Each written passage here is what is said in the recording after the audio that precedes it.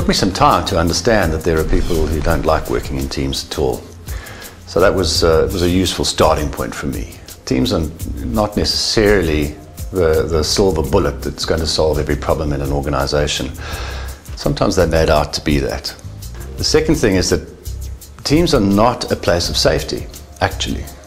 When you think about the way teams should be constructed, it's around tasks that are too big for any one individual to perform. And often they should be constructed around tasks that require multidisciplinary or cross-functional expertise.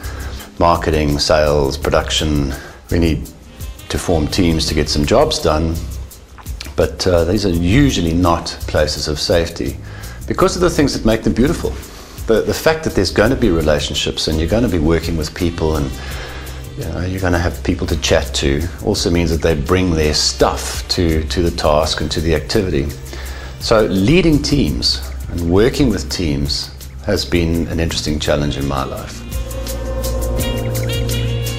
For me, working in teams or leading teams, pretty much the only way I can engage is to first have a clear sense of purpose, to understand what it is that team is supposed to do and what my role in that work is going to be.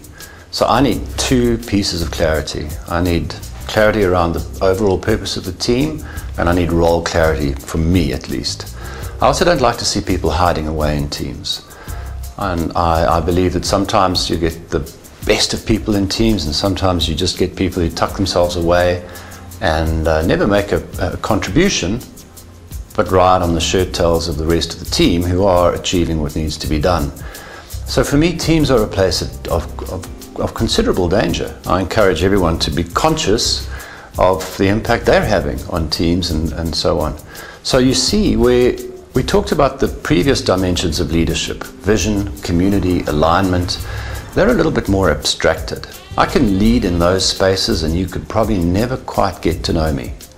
But you put me inside a team, every single one of my warts is going to become visible to you.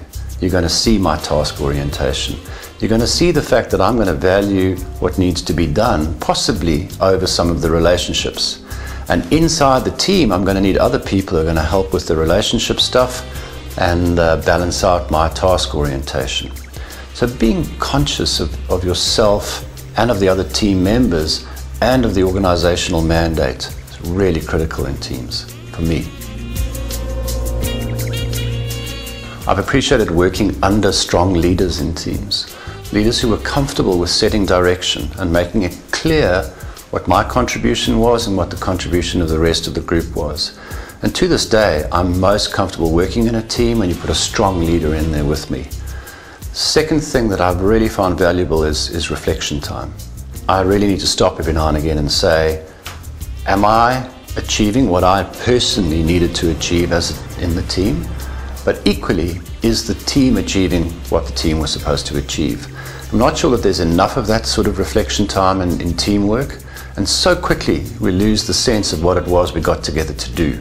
So to reflect on, am I doing what I set out to do, and are we, as this team, maintaining its purpose and alive to its purpose? And if we can get those two things right, working in teams is an absolute delight. It's wonderful to work with talented, smart, bright, passionate people who are trying to get something done.